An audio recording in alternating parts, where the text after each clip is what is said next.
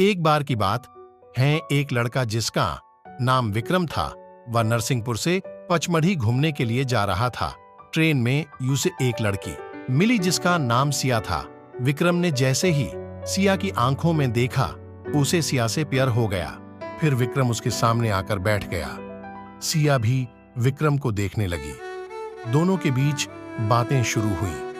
बातों ही बातों में विक्रम ने पूछा, आप कहाँ जा रही हो? तो इस पर सिया ने बोला कि मैं पचमढ़ी घूमने जा रही हूं। ये एक जादुई पल से कम नहीं था विक्रम के लिए। विक्रम ने उसे बताया कि वह भी पचमढ़ी घूमने जा रहा है। ऐसे ही उन दोनों के बीच दोस्ती हो गई। थोड़ी ही देर में पिपरिया स्टेशन आ गया। दोनों एक साथ उतरते हैं और बाहर की ओर जाते हैं। बाहर जाते ही दोनों ने पचमढ़ी साथ जाने का फैसला लिया और फिर विक्रम टूर के लिए कार बुक करने लगा। दोनों ने किराया आधा आधा बांट लिया और सड़क में सुंदर पहाड़ों के नजारे देखते हुए उन्हें पचमढ़ी पहुंचने में रात हो गई। रात के 11 बजे वह दोनों पचमढ़ी पहुंचे। उन्हें पचमढ़ी में कोई भी होटल का रूम खाली नहीं मिला। जैसे तैसे विक्रम ने एक होटल ढूंढा, पर वहां एक ही कमरा खाली था। सिया ने विक्रम से कहा, बहुत रात हो गई है और यह जगह हमारे लिए नई है, तो विक्रम, हम दोनों एक ही कमरे में अलग अलग सो जाएंगे। विक्रम भी सिया की बात से सहमत था और वे दोनों एक ही कमरे में सो जाते हैं।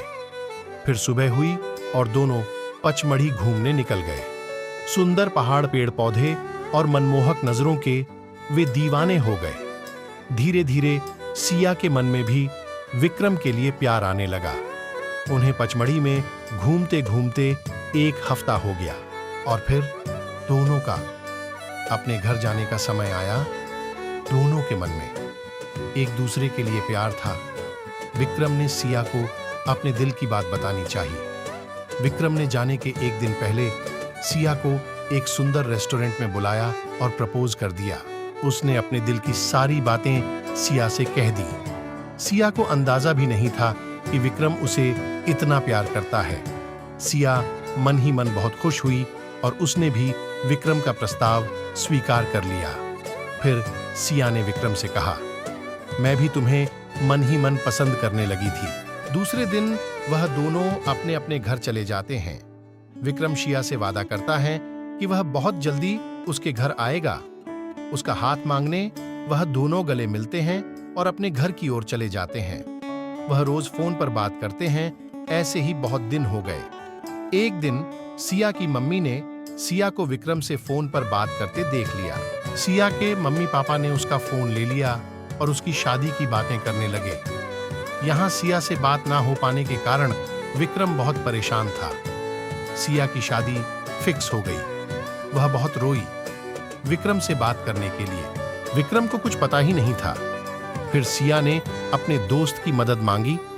सिया की दोस्त ने विक्रम को फोन करके सारी बात बताई। जैसे ही विक्रम को सब पता चला, वह तुरंत सिया के घर पहुंचता है। विक्रम को देखकर सिया दौड़कर आती है और उसे गले लगा लेती है। दोनों का प्यार देखकर सब आश्चर्यचकित हो जाते हैं। फिर विक्रम सिया के मम्मी पापा को अपनी लव स्टोरी बताता है और उनसे रिक्वेस्ट करता है कि उन दोनों की शादी करवा दो।